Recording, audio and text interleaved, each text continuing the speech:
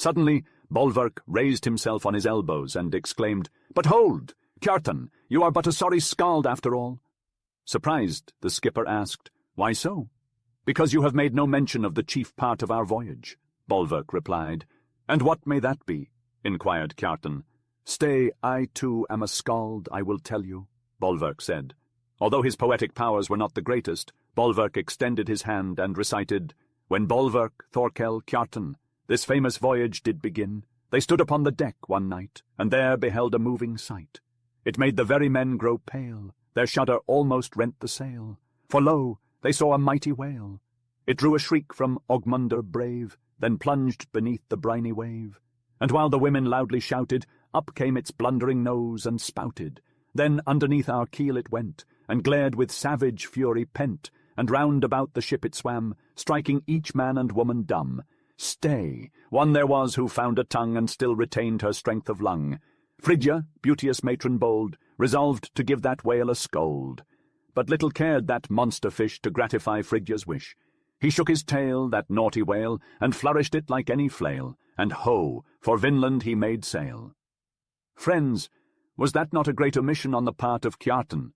Bolverk asked.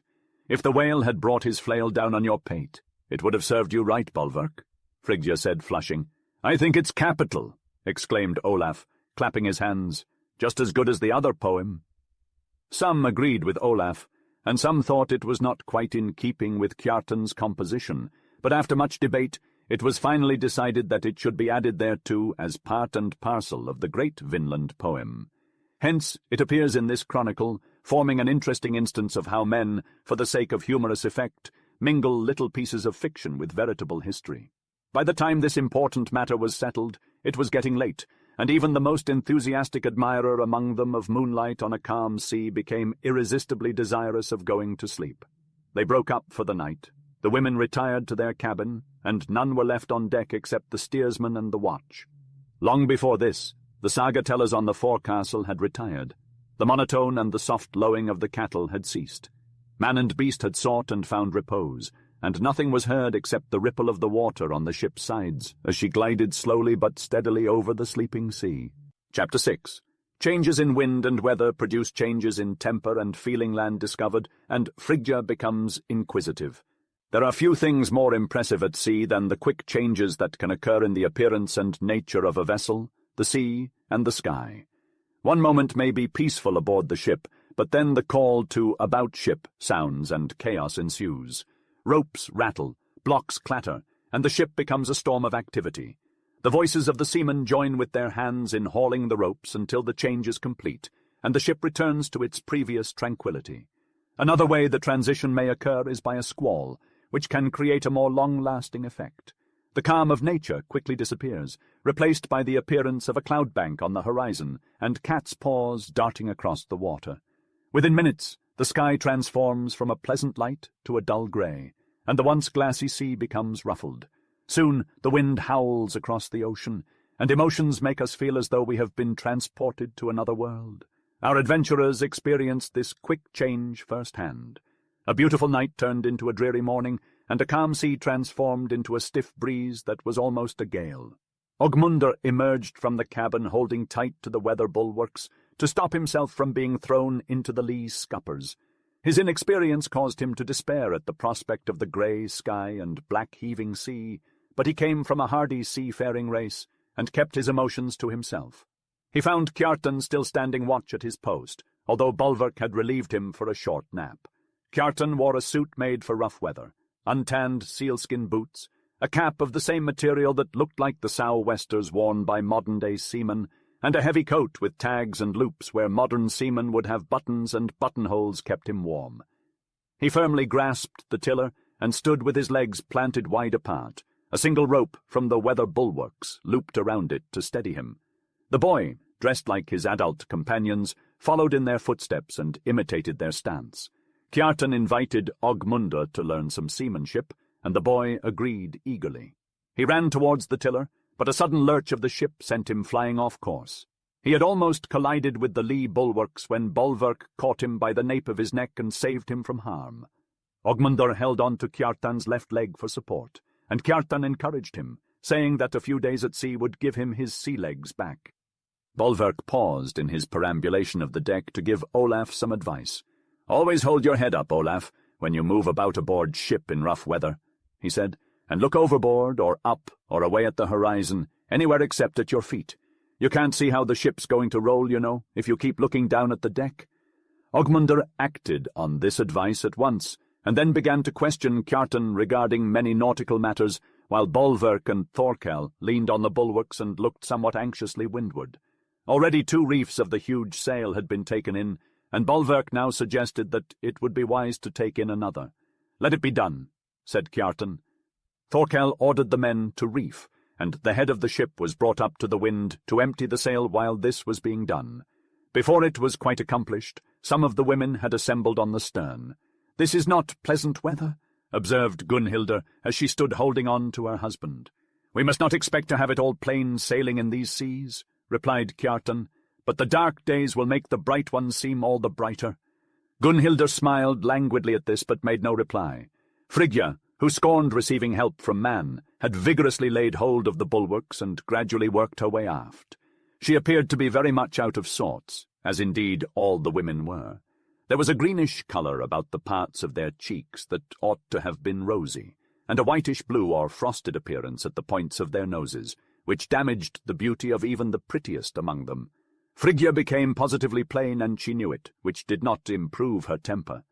Astrid, though fair and exceedingly pretty by nature, had become alarmingly pale, and Thorgunnar, who was dark, had become painfully yellow. Poor Bergunnar, too, had a washed-out appearance, though nothing in the way of lost colour or otherwise could in the least detract from the innocent sweetness of her countenance. She did not weep, but, being cold, sick, and in a state of utter wretchedness, she had fallen into a condition of chronic whimpering, which exceedingly exasperated Frigga. Bergunnar was one of those girls who are regarded by some of their own sex with a species of mild contempt, but who are nevertheless looked upon with much tenderness by men, which perhaps makes up to them for this to some extent. Gunnhildr was the least affected among them all by that dire malady, which appears to have been as virulent in the 10th as it is in the 19th century, and must have come in with the flood, if not before it. "Why don't you go below?" said Frigga testily, "instead of shivering up here?" "I get so sick below," answered Bergunnar, endeavouring to brighten up, "that I thought it better to try what fresh air would do for me." It doesn't appear to do much for you," retorted Frigga. As she spoke, a mist of spray drifted over the side of the ship, splashing onto the deck near them. Kjartan struggled to prevent it from drenching them entirely, as he had to contend with a cross-sea that threatened to overrun the deck. Within moments, more spray had flown inboard, drenching Bergunnar from head to shoulder. Frigga found it amusing, but Kjartan was deeply saddened by her inconsiderate behaviour. Oddly enough, the shock to Bergunnar had an unexpected effect, making her feel just a little better. She laughed despite her discomfort, half pitifully, before running below to dry herself. "You deserved that," Frigga taunted. "I wish you had gotten more." Kjartan was not easily ruffled, but Frigga's unkindness toward Bergunnar irked him. "Get behind me, Gunnhildr," he said, commanding in a way that surprised both women. Kjartan pushed the tiller with his leg, generating a heavy sea that struck the side of the ship. It burst over the bulwarks, overwhelming Frigga and sweeping the deck fore and aft. Gunnhildr, almost entirely sheltered, remained mostly dry. A sail that had been spread over the ship's waist saved many men from damage. Any water that fell on the forecastle and stern washed out through the scupper holes. This unexpected drenching caused the women to scatter from the stern. Thorgunnar and Astrid had been downwind of Bolverk and Thorkel and suffered less, but Frigga fled below with her clothes and hair dripping wet, resembling, as Bolverk put it, an elderly mermaid. "You must have been asleep when that happened," Thorkel marvelled to Kjartan.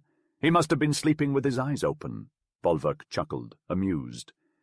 Kjartan looked sternly toward the ship's head, pretending to focus on the helm while flashing a playful look in his eye. "I intended to wash the decks a little," he said, "but more spray came aboard than I planned for. Sometimes it is as dangerous to play with water as with fire." "There is truth in that," Bolverk agreed, laughing. "And this time water may have kindled the fire, for when Frigga went below she looked like the smoking mountain of Iceland, as if there was something hot inside and about to boil up." Kjartan smiled, but remained tight-lipped, directing his full attention to the management of the ship as the gale grew. Thankfully it was short-lived, and when the sea calmed and the sun emerged, their female voyagers recovered. Before long they sighted land. "Now, Bolverk," Kjartan said, after the lookout shouted, "Land ho! What do you make of this new place? Thorkel, take the helm while we approach the ship's head." The two approached the forecastle and spotted Olaf. He was flushed with excitement and appeared to be annoyed by something. "Hey, Olaf, you're not upset about seeing land, are you?" Bolverk joked. "Upset? No, not me. But I'm upset about being cheated out of what's rightfully mine," Olaf grumbled. "How so?" asked Kjartan, as the two surveyed the distant land with keen interest. "Well, I spotted it first, but that guy over there," Olaf pointed to the lookout, "shouted before me." "Why didn't you shout before him?" Kjartan inquired. "I was caught off guard. When I saw it, I didn't want to be too hasty. It could have been a cloud or fog bank, and I didn't want to give a false alarm. So I pointed it out to him and asked what he thought. But instead of responding, he just yelled, 'Land ho!' It made me want to kick him," Olaf vented. "That's not a good attitude to have, Olaf," Kjartan chastened sternly. "If you could have kicked him, you would have kicked him. Why didn't you?" "He's too big for me," Olaf admitted. "If your courage only goes as far as kicking those smaller than you won't be brave," Kjartan stated, frowning. "Modesty and bravery go hand in hand. A truly brave man doesn't boast about striking until he knows it's right. Sometimes he doesn't even speak. But when he makes up his mind to strike, he'll strike without hesitation, regardless of the consequences. However, it's best not to strike at all. Some of the bravest men I know have never thrown a punch since they reached adulthood, except when compelled to do so in battle. And when they did, they struck with such force that shields, helmets, and enemies alike were sent flying." "Did these men boast when they were boys?" Olaf asked with a worried look. "Only when they were very young and foolish," Kjartan replied with a smile. "But they soon came to realize how silly it was to make threats and not follow through. They stopped boasting, and when the time came to perform, they found that threats were unnecessary. Olaf, I want you to be a brave man, and I hope to steer you clear of the foolish boasting phase as quickly as possible. So I am telling you these things. Think on them, boy." Ogmundr visibly relaxed as Kjartan concluded his remarks. During the conversation, Ogmundr had been eager to impress the magnificent skipper and win his approval. However, Ogmundr felt ashamed of himself for boasting. He was glad to learn that his bragging was simply a foolish phase he would soon grow out of. Despite his initial embarrassment, Ogmundr possessed a strong will and determination. He resolved to expedite his journey out of his boastful phase and into maturity. It was a tough process, but he persevered, working tirelessly until he finally achieved his goal. Throughout the journey, Ogmundr looked dejected. The lookout took notice and offered to comfort him, but Ogmundr declined. Their ship, on the other hand, was approaching land. Bolverk, surrounded by his friends, exclaimed that it was the same land he had discovered 20 years earlier. Frigga excitedly asked if it was Vinland, but instead it was Helluland. The rocky barren landscape matched its name well. Kjartan became eager to explore the new territory and urged their party to land. The group took the little boat to the shore, ready to embark on a new adventure. As the party stood on the barren land, it was clear that this was a desolate and harsh place. The landscape was barren and rocky, devoid of any signs of life, as Bolverk had foretold. Snow-capped mountains loomed in the distance, and a deep layer of snow covered the land all the way to the coast. It was easy to see why this land would deter any adventurer, even in Greenland. Frigga looked around with disappointment and said, "Your new land is a sorry place, worse than where we have left. I wonder why you chose to land here. It seems that men see with blinded eyes when it comes to their discoveries. This place won't offer us any solace. We should return to the ship right away." "Your advice is too hasty, sister," countered Gunhildr. "Of course, always too hasty," retorted Frigga sharply. "And somewhat too bitter," growled Thorkel, trying to keep the peace. "Your haste to judge shows that you are too quick to react, sister," said Gunhildr, trying to lighten the mood with a smile. "Who knows? We may have arrived too early in the spring. Perhaps when the winter passes, the land may look more appealing. Even Greenland looks green and bright in the summer." "Not in those places where the snow lies all summer," objected Olaf. "That's right, Olaf," said Bolverk, trying to break the tension. "You stand up for your sweet aunt. She often stands up for you, lad, and she deserves your gratitude. Now, let's spread out and survey the place. We must explore and report back to Kjartan." "This land is more suitable for your rhymes, Bolverk, than for mine," said Kiartan, joining him. And so the party scattered. The three leaders went off in separate directions, while Gunnhildr and Ogmundr explored the rocks and pools to discover any signs of life. Frigga, on the other hand, sulked at first, but soon grew intrigued by the brothers who had been left in charge of the boat. She hadn't paid much attention to them before, but now she noticed that they were good-looking men. Halfgrimr, the younger brother, had curly auburn hair and bright blue eyes. His features may not have been perfect, but his expression was so congenial that people were drawn in by it. The elder brother, Hervor, looked quite similar to Halfgrimr, but was less appealing. They were both tall and lean, with limbs that were sleekly muscled. In demeanour and talk, they were naturally solemn and sincere, though they could be quickly brought to laughter. When Frigga approached them, she said, "It seems you two are in deep discussion." "We are," replied Hervor. "We are talking about our home." "I heard that you are from Scotland," responded Frigga. "We are," replied Halfgrimr with a sparkle in his eyes. "How did you end up so far from home?" asked Frigga. "We were captured by Vikings from Norway 2 years ago, while visiting our father in a village near the Fourth Fjord," replied Hervor. "How did it happen? Tell me the story. But first, who is your father?" inquired Frigga. "He is an Earl of Scotland," answered Hervor. "Ha! And you suppose a Scottish Earl is better than a Norse king?" asked Frigga. "I have never compared them," responded Hervor with a smile. "Well, how were you captured?" demanded Frigga. "As I mentioned, we were visiting our sickly father who resided in a small village on the shores of Forth. One night, while we were sleeping, a Norse longship arrived. The guards were asleep, and the Norsemen surrounded my father's house without raising any alarm. They entered through a window that had not been properly secured and overpowered Halfgrimr and me before we realized what was happening. We fought back, but what could 2 unarmed men do against 50? Our commotion did, however, wake the village, and the Norsemen were unable to locate our father's room, which was upstairs. They fought their way back to the ship, losing many men on the way, but they managed to take us 2 captives on board. They took us across the sea to Norway, where we became slaves to King Ogmundr Tryggvason and were later sent to Leif Erikson," explained Hervor.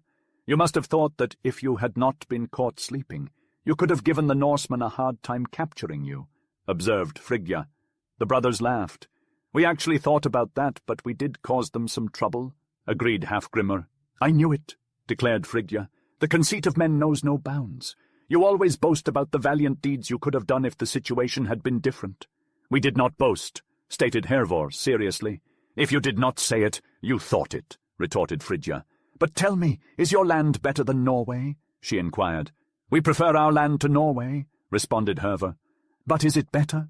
persisted Frigga. "We would rather live in our own land than in Norway," said Halfgrimr. "We hope so, but we would prefer to be in our own land, for there is no place like home," concluded Hervor sadly. At that moment, Kiartan and the others rejoined them on the shore, ending the conversation. They boarded the ship, lifted anchor, set sail, and sailed away. Chapter 7. Songs and Sagas Vinland at last. In ancient times, just as in the present era, sailors would often gather on the forecastle to swap stories and spin yarns when their work was done and the weather was fair. One bright and sunny afternoon on Kiartan's ship, known as the Snake, for its figurehead depicting a snake's head and neck, a group of seamen had assembled on the forecastle. Among them were Tricker the Turk, Swend, one of Thorkel's stout and hefty men, and Crummer, a wild and jocular man with a strange twang to his speech, courtesy of a long imprisonment in Ireland. These 3 men in particular took centre stage in the conversations and storytelling sessions that took place on the forecastle. The 2 Scots in attendance were quieter and enjoyed listening more than talking. Ogmundr, ever the eager listener, was there as well, with a thirst for stories, songs, and jests that could never be quenched, at least according to Tricker. Crummer disagreed, pointing out that once the sea sand was full of water, it did not drink any more, unlike Ogmundr, who was never satisfied. "Come on, Crummer, sing us a song," urged Tricker, slapping Crummer on the shoulder. "Let's hear about those Irish boys serving the Danish kings." "I decline," replied Crummer firmly. "I've already told 2 stories. It's Halfgrimr's turn to sing or do as he pleases." "But you'll sing after Halfgrimr, won't you?" several men pleaded. "I won't say no to that." Halfgrimr had a rich bass voice, deep and sonorous, and he sang a song called "The Land Across the Sea," one of his national airs. His voice was infused with a deep pathos that moved the hardy Norsemen listening to tears, and for a few minutes the light-heartedness that had prevailed earlier vanished. "That's your own creation, I'll bet," said Crummer, "and it's not half bad. I assume you mean Scotland by the land across the sea. I've heard a lot of stories about that place. They say the locals love it to bits. Must be a marvellous country. I've heard Irishmen who've been there claim that if it weren't for Ireland, they'd think it was the finest nation on earth." "No doubt," replied Halfgrimr with a chuckle. "And I'm sure Sven there would think it was the finest place on earth next to Norway." "Ha! Gamla Norge!" exclaimed Sven with enthusiasm. "There's no country on earth like that." "Except Greenland," interjected Olaf stoutly. "Or Iceland," added Bolverk, who had joined the group. "Where else can you find mountains spewing fire, smoke, and molten rocks? Or boiling fountains that are 10 feet thick and 100 feet high, like what we have in Iceland?" "That's true," agreed Krumr, an Icelander. "Oh!" exclaimed Trika, twisting his ugly countenance into a peculiar expression. "Turkey is the land that tops all others completely." At this, the group burst into laughter. "Why would you say that?" cried Svend, who was inclined to get rather heated about the topic. "What is there about Turkey to brag about?" "What haven't we got?" exclaimed Trika, throwing his hands up in the air. "Where do I begin? Ah, yes, we have grapes, and oh, the drink we make from them indescribable."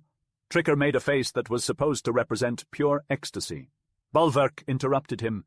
"It would be better if they didn't have grapes in Vinland, Trika. Kjartan has told us what the drink can do to a person." But Trika just sighed longingly. "I just wish I had some right now." Svend, always optimistic, chimed in. "They say we'll find grapes in Vinland, and anything else we could possibly want. Our new country will be the best of them all. Hurrah for Vinland!" The men cheered, and then Trika reminded Krumr of his promise to sing a song. Krumr, always good-humoured, immediately launched into a rousing tune. One night, when an Irish king was sleeping in his bed, 6 Danish kings, as the story goes, came and cut off his head. Oh, this is the way we served the kings, and spoiled their pleasure, the dirty things, when they came to harry and flapped their wings upon the Irish shore. The men laughed and clapped along to Krumr's lively tune. Olaf suddenly shouted, "Land, ho!" and everyone crowded to the bow of the ship to catch a glimpse of the faint blue hills on the horizon. But the wind died down, and reaching the land would take a few more hours. The men gradually drifted back to their activities, and Trika asked Krumr to tell the story of Harold Greenskin, a king he had mentioned earlier. Krumr began, "It wasn't too long ago when my father Sigurd was a trader between Iceland and Norway. He went to other places too, and on one occasion to Ireland. That was when I was taken prisoner and was kept there for so long that I became an Irishman. Once I escaped and made it back home, I was able to transform back into an Icelander, as you can see. Back in my father's youth, before I was even born, a missed opportunity for him, as he could have surely used my help. He had gone over from Iceland to Norway one summer. His ship was packed to the brim with skins and furs, mostly of grey wolves. I believe that the ship stayed afloat only because the cargo was packed so tightly, leaving no room for water to leak in and sink the vessel. Regardless, they made it safely to Norway. At that time, King Harald, one of Eric's sons, was the reigning monarch in Norway, succeeding King Haakon the Good. My father and the king had been good friends, but had not seen each other for some time, especially since Harald had taken the throne. My father planned to sell his pelts in Hardanger, and since King Harald typically had his throne in Hordaland and Bogaland, some of his brothers were usually with him. However, that year they were in Hardanger, and my father and the king had a chance to catch up, reminiscing about old times when they were just boys together. My father went to where the most people were gathered in the fjord, but no one was interested in buying his skins. It was a complete mystery to him, and he was quite frustrated. While having supper with the king, he voiced his concerns, and the king was in a particularly odd mood. He was laughing heartily, sometimes for no apparent reason at all, just the result of too much beer. My father knew that people sometimes laugh wholeheartedly, not because of the joke, but because they're in high spirits. So he followed suit and laughed with him. The next day, the king promised to pay a visit to my father's ship, and he did just that. My father made sure that everyone knew the king was coming, so that the most prominent people in the area made it to the dock, just to enjoy the fresh air. King Harold arrived in a fully manned boat with his entourage.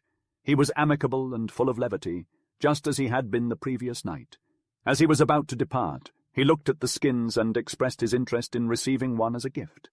"Certainly," replied my father, "and as many as you'd like." The king, shrouded in a wolf-skin covering, made his way back to his boat and departed, followed closely by his retinue, who were greatly impressed by the unique attire. Everyone wanted to know where they too could acquire a wolf-skin, and in no time my father's ship was stripped down to its very keel. From that moment the king was known as Harold Greenskin, an appropriate moniker for his curious get-up. "We're almost there, friends," declared Krumar, rising from his seat. "Let's take a closer look." As the ship approached, they could see that the land was flat and densely forested. The beach was expansive and made of fine white sand, sloping gently towards the sea. Bolverk explained that the area was called Markland, owing to the abundance of trees. They decided to disembark and explore, but soon realized there was little of interest. They set sail once more, chasing a brisk northeasterly wind. Some scholars believe that Helluland might have been Newfoundland, while others suspect Markland was a part of Nova Scotia. After a couple more days out at sea, they reached the shores of a nearby island. The weather was adverse, and Bolverk suggested they moor their vessel and wait for a change in conditions. A handful of the crew went ashore to investigate, but found nothing of significance. Little Olaf, among the scouting party, noticed dewdrops on the vegetation. Leif had mentioned that dew on one of the islands he came across was sweet to the taste, so Olaf scooped some up and tasted it, only to be disappointed by the result. "Are you thirsty, Olaf?" Kjartan inquired. "No, I'm just curious," replied Olaf. "Father said the dew on the island where he found it was sweet." Bolverk chuckled, remarking, "Your father spoke figuratively. He was thirsty and weary, and the dew refreshed him, both body and soul." "See, Olaf," Kjartan chimed in, casting a sly glance towards Bolverk. "When your father complains about the beer being sour, it's not actually sour, but sour to his angry temperament, and revolting to his palate."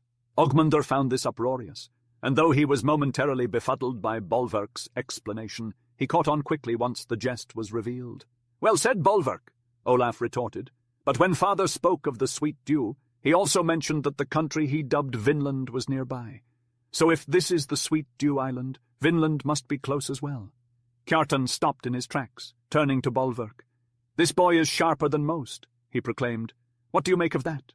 "I reckon," replied the other, "that Ogmundr is going to be a mighty fine explorer some day. Seems to me it's not unlikely that he might be right." "Come on, let's find out," said Kjartan, turning around and hurrying back to the boat. Bolverk must not have noticed this particular spot on his previous visit to these shores, or he may have forgotten it. He didn't recognize it like he did the first land they made it to. However, before they left Fjordarika, Leif gave them a detailed description of Vinland's coast, specifically the area where he landed and set up shop. This description was meant to help the explorers recognize it when they approached. However, as everyone knows, even well-defined regions can look different when seen by different people from different angles for the first time. And that was what happened on this particular voyage. The travellers found the island a short distance south of where Leif first found it, but they didn't recognize it at all. They even began to doubt whether it was truly an island. However, once Ogmundr aroused their suspicions, they eagerly boarded the Snake and sailed around the coast until they reached a sound that lay between the island and a cape that jutted northward from the land. "It is Vinland!" cried Bolverk with excitement. "Don't be too sure of that," Thorkel remarked as a sudden burst of sunshine lit up the land and sea. "I can't be too sure," Bolverk replied, pointing. "See, there's the ness that Leif mentioned going out northwards from the land. There's the island, and here, between the island and the ness, is the sound. And over there, without a doubt, is the mouth of the river that flows from the lake where the son of Eric built his booths. Ho, Vinland, hurrah!" Bolverk shouted, waving his hat above his head. The others were quick to follow his cheer, and they did so no less heartily. "It's a gorgeous land to gaze upon," Gunhildr observed. She, along with the other women, had been staring wistfully at Vinland for some time now. "Maybe it'll be a grand land some day," Kjartan mused. "Who knows?" Thorkel said contemplatively. "Yes, who knows?" echoed Bolverk. "Time and luck can pull off miracles. God's blessings can work wonders," Kjartan said impressively. "May he grant us his grace while we sojourn here." With that, he ordered the crew to get ready to anchor, but the sound they were drifting in was quite shallow. Kjartan hadn't even stopped speaking when their ship struck the sand with considerable force and got stuck. Chapter 8. A chapter of incidents and exploration in which a bear and a whale play prominent parts. Arrested suddenly and without warning, the Norsemen persisted in their quest to reach land that very morning, despite their vessel becoming stuck on the shallows at high tide. Kjartan knew that the ship would be immovable until the next flood tide, so he waited for the water to recede before leading a large group of well-armed men through the shallow water and onto the shore. In those times, a man never ventured out without his armor swords, axes, spears, and bows for offense, with helmets and shields for defense. Some of the wealthy and influential men even wore armor on their chests, thighs, and shins, though most trusted in the partial protection of thick-skin tunics.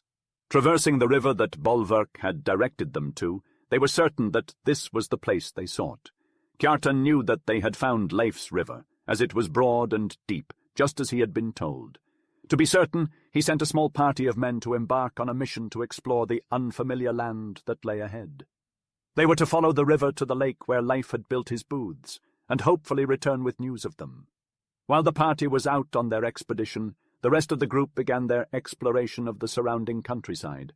Both Bolverk and Thorkel offered to lead the small party, for it was not unlikely that they might come across native inhabitants who would receive them poorly. However, Kjartan knew the danger of the situation and realized that if the natives here were similar to the natives, then it would not be good for them to come into contact. Sending only 1 or 2 men, loyal as they were, could lead to their being outnumbered. In agreement, Kjartan proposed that the entire group should venture forth together, although Bolverk and Thorkel countered by stating that it was unlikely that such a small group would be capable of defending themselves against a large group of indigenous people. Kjartan rejected their argument, citing that even if they brought the whole group, they could still face numerous problems. Instead, they opted to wait until the reconnaissance party returned and chart a plan of action from there. Kjartan voiced his concern for their memories, wondering if any of their men possessed powers greater than those of ordinary mortals. Bolverk quickly remembered Halfgrimr and Hervor, the men made for the mission. Kjartan agreed that they were the best pair for the job, as they could avoid natives entirely or outrun them if necessary. Thorkel concurred, but cautioned Kjartan to make sure the brothers know to flee and not fight, as the Scottish men were fiery and fierce when roused. Kjartan gave the brothers strict instructions to find the lake near the huts, and immediately return without fighting if they met any natives. They could carry weapons if they chose, but Hervor declined, saying they would go without them. The brothers disappeared into the woods, and Kjartan and his comrades explored the area, staying together in case of any lurking foes. Meanwhile, the Scottish brothers trotted lightly into the interior, conversing quietly while appearing to move at a moderate pace, which would exhaust an ordinary runner. They ran and jumped together when possible, but when faced with wider creeks, one would wait for the other to leap across before following. While running silently along the river, they heard a rustling in the bushes, and a deer appeared. The brothers sprinted after it for a short time before stopping to laugh. "He would surely beat us in a race," the younger brother commented. "We have no chance against 4-legged runners." They soon reached a rocky ridge that they had to climb, and a smaller river branch that required them to swim across. The brothers were like otters in the water, and easily made it to the other side. Upon reaching the top of the ridge, they were amazed at the stunning beauty of the vast woodland scene before them. The lake they were searching for lay at their feet, reflecting the blue of the sky. The wilderness surrounding it was impossible to describe, suffused with the golden light of a summer sun and filled with the cries of wild birds. "Does it not remind you of our homeland?" Hervor asked in a soft voice. "Yes, the lowlands near the 4th fjord," Halfgrimr replied in the same hushed tone. "And look, there are the 3 booths we seek in the hollow at the head of the bay, with the gravelly beach and the birch trees hanging from the rocks." "We should descend and investigate," suggested Hervor. "Shh! Someone may have beaten us there," Halfgrimr cautioned, pointing towards the direction of the huts. "It's not human," Hervor noticed. "More like a bear," Halfgrimr agreed.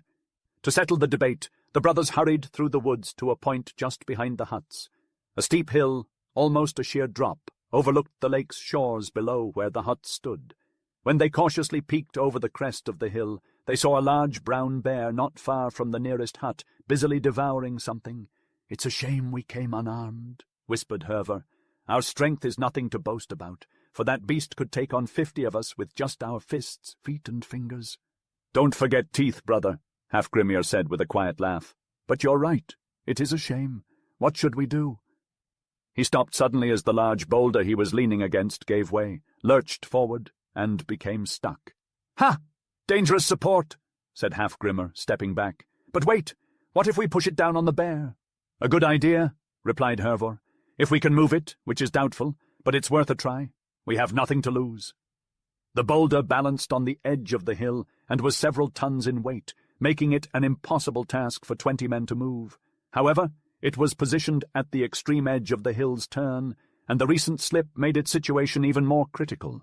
The young men lay down with their backs against a rock, placed their feet on the boulder, and pushed with all their might. Slowly it yielded, toppled over, and rolled with tremendous force through a copse below. Breathless with anticipation, the brothers watched to see the outcome. The bear stopped devouring when it heard the crash and looked up with an expression of surprise, or at least as much as a bear's face could show. The boulder moved so suddenly that the bear had no time to react, standing perfectly still as the boulder passed by within a mere 6 to 8 feet of its snout. The bear backed away and growled as the boulder rushed on across the sward, through the willows, across the gravelly strand, and out to the lake. Finally, it plunged into the water amid a magnificent spout of foam. But the avalanche of earth and stones that the boulder created during its descent did not let the Bruin off easily. Small and large rocks came pattering and dashing against him one after another, some on his flank, some on his ribs, and others on his head. He let out a fierce growl as the flames licked at his fur. The bear stood his ground nobly for a moment, but when a boulder the size of a man hit him square on the nose, he let out a squeal that turned into a passionate roar as he turned and sprinted towards the open shore. He ran along the beach with the agility of a monstrous wildcat, leaping into his forest home and out of sight. The brothers stared at each other with eyes shining and mouths agape, then burst into laughter that echoed through the woods. They doubled over, clutching their sides and supporting each other against a nearby cliff. Hervor was the first to collect himself. "Hold, brother," he gasped. "We're laughing loud enough to bring all the savages down upon us, or let Bruin know who it was that injured him. Let's make our way back to our companions." "As soon as you please, brother," chuckled Halfgrimr, tightening his belt. But wasn't it a rare sight to see Bruin take that stony rein like a champion until his tender point was touched? It was worth coming here just to witness a bear leave off his rolling gait and run like a wildcat.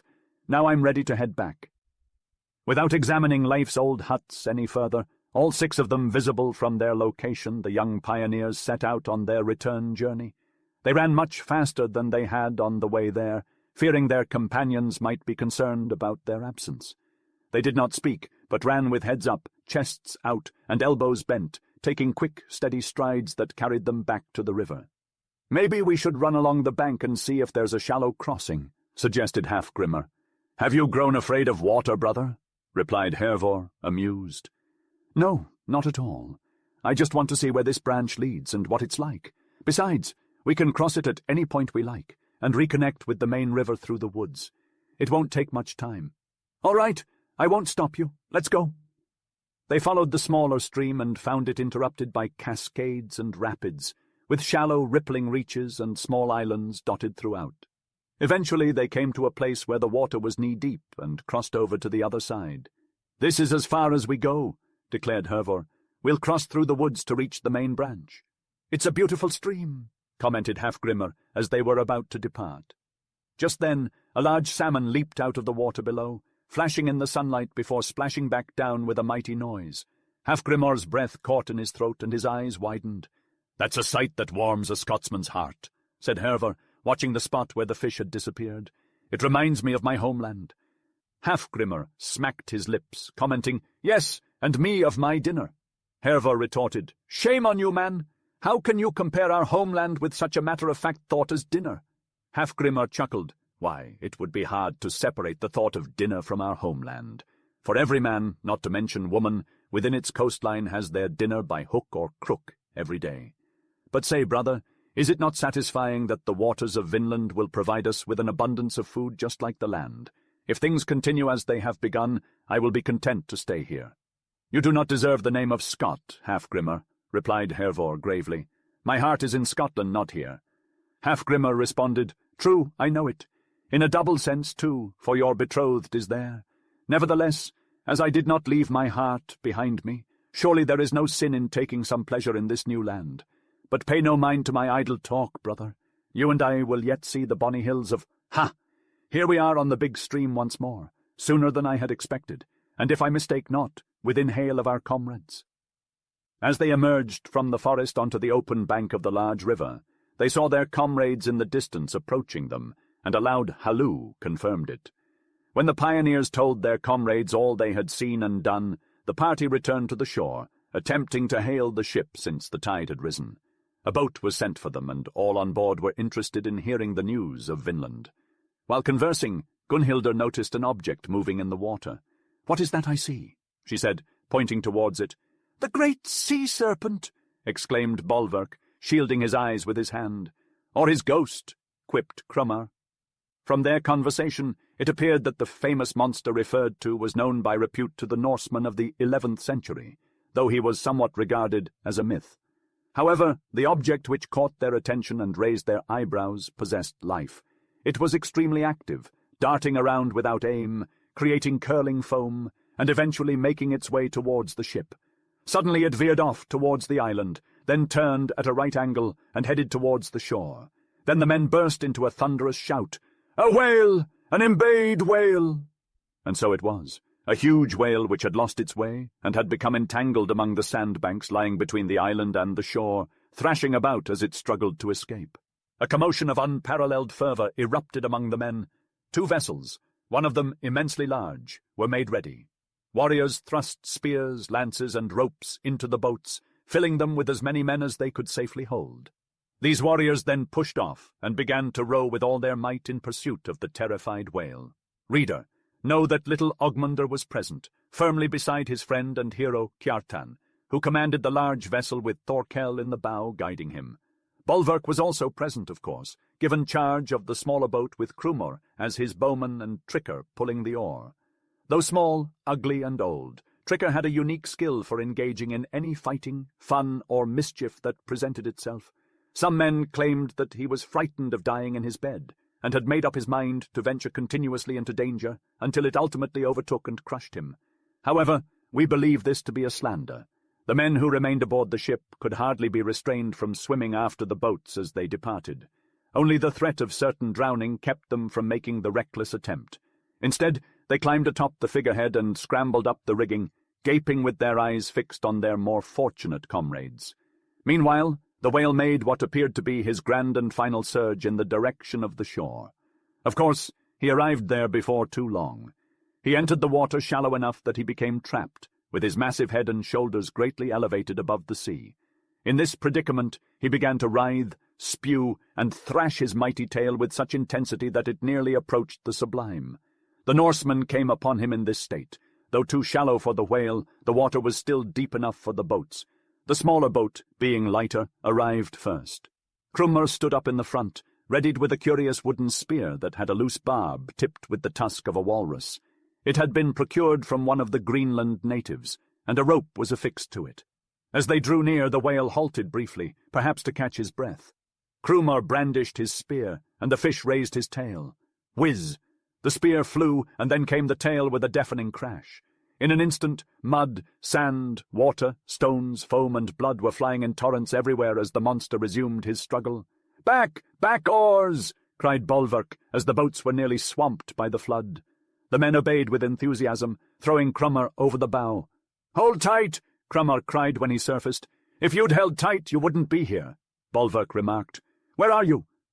Krumr emerged from the foam, shouting and raising his arms. "Can't the man swim?" Bolverk worried. "Row, boys, row!" The men were pulling with such vigour that they nearly toppled right over the man.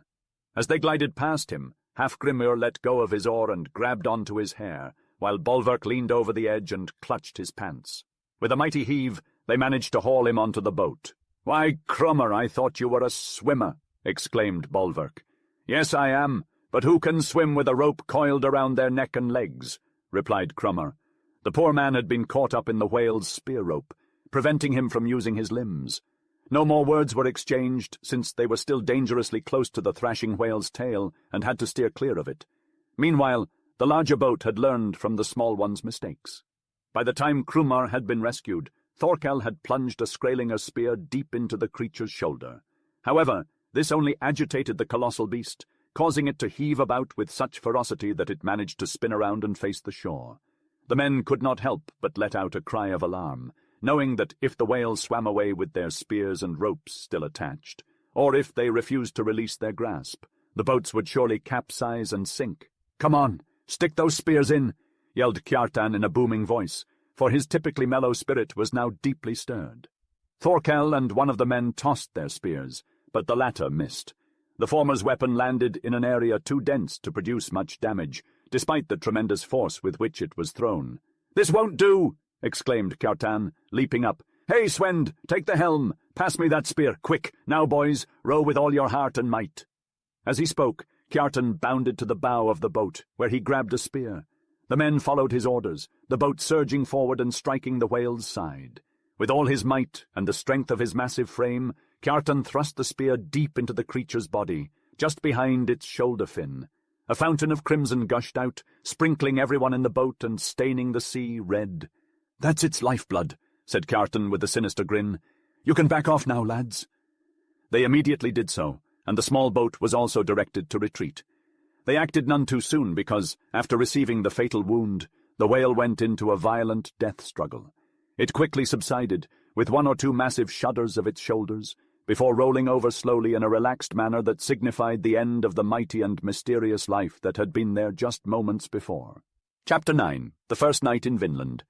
The Norsemen were fortunate to have caught such a valuable prize, as it bestowed upon them a plentiful supply of food that allowed them to leisurely establish themselves in the otherwise daunting new land. They were able to forego the arduous task of hunting and fishing for sustenance, and instead focus their efforts on building a new colony. The whale they had captured was slain just before high water, which proved to be advantageous, as they were able to attach ropes to its nose and row it in closer to shore. The boats dutifully made numerous trips back and forth from the ship, using ropes to pull the whale up bit by bit as the tide rose.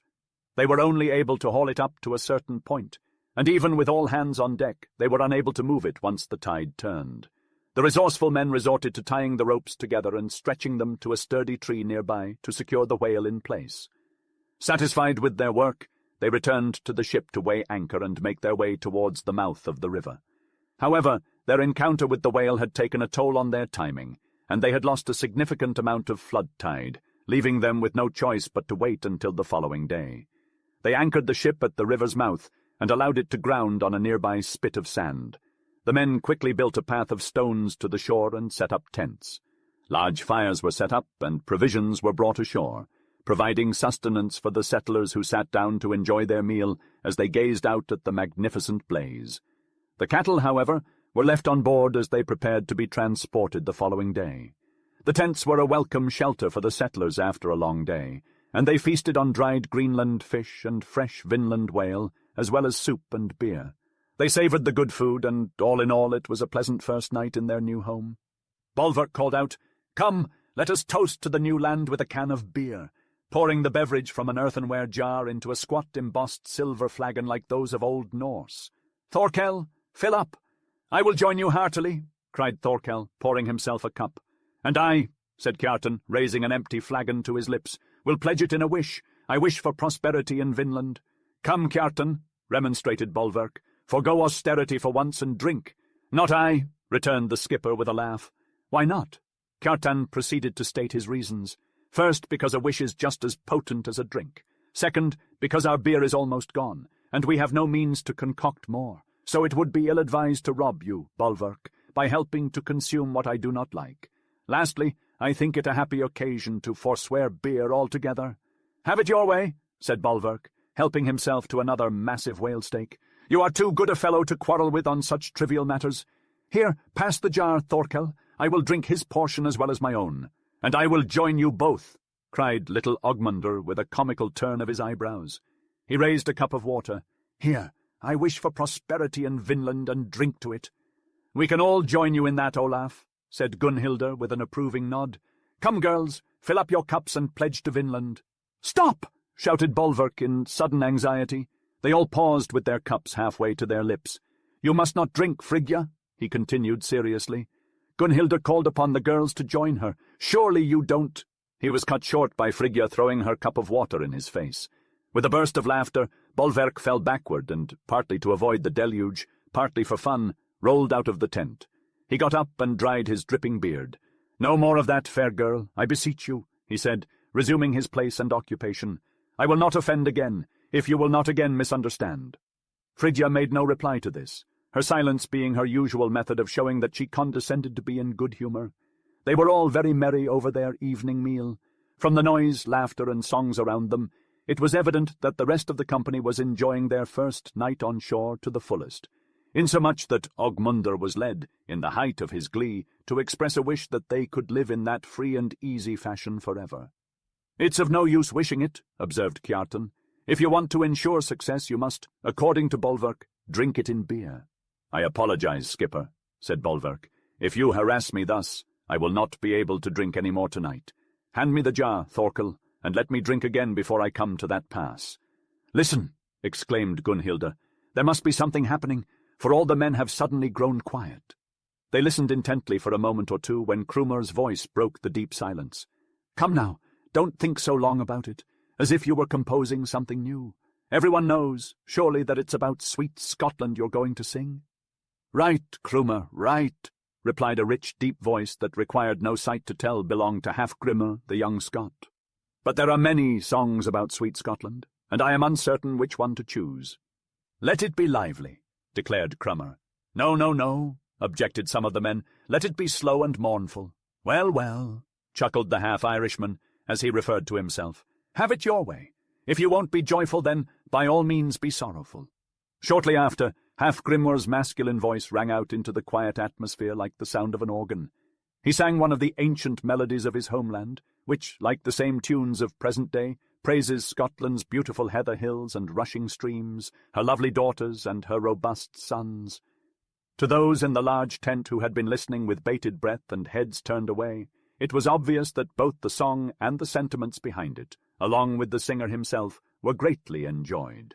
At the end of the song, the audience applauded boisterously and requested another melody. However, Halfgrimr insisted that his principal motto was fair play, and therefore the songs must be rotated. "So let it be!" exclaimed Svend excitedly. "Krumer, it's your turn now." "I won't keep you waiting," promised Krumer, "although I could if I were to spend my time selecting from the songs of old Ireland, because they are endless, with a considerable range. I could offer tunes about hills and streams that are superior to Scotland's hills and valleys any day, almost up to those of old Norway if they were a bit higher. I mean the hills, not the songs, since the songs are too high already for a man of low voice. I could sing you a lament that would cause you to shed enough tears to wash us all off this strip of land and into the sea. But that's not my style. I prefer a lively ditty, so here it is." With that, Krumer belted out a melody proclaiming that Ireland was the most fantastic nation on earth, except for Iceland, according to Krumer, as he paused during his tune to say it. Irish boys and girls, it was emphatically exclaimed, lived in a perpetual state of joy and benevolence, with the boys exhibiting this amiable and delightful condition mainly by kissing the girls and cracking each other's skulls. Then Svend was summoned to perform his song, which he did with tremendous energy and noise, but with little melody. Afterwards, another man sang a love ballad in a rough voice and distinctly out of key, which, nevertheless, caused the singer to gleefully receive applause. Then a romantic young man sang an Icelandic melody in a sweet tenor voice. Finally, Traika was asked to present his song, but he adamantly refused to sing.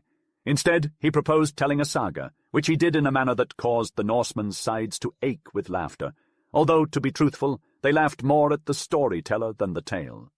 In this way, they passed the initial hours of the evening, with songs and sagas, as the campfires burned on their weathered faces, and the sky's constellations illuminated not only the surrounding countryside, but also appeared to brighten another world of clouds below the surface of the sleeping sea. Finally, Kjartan left the hut to meet them.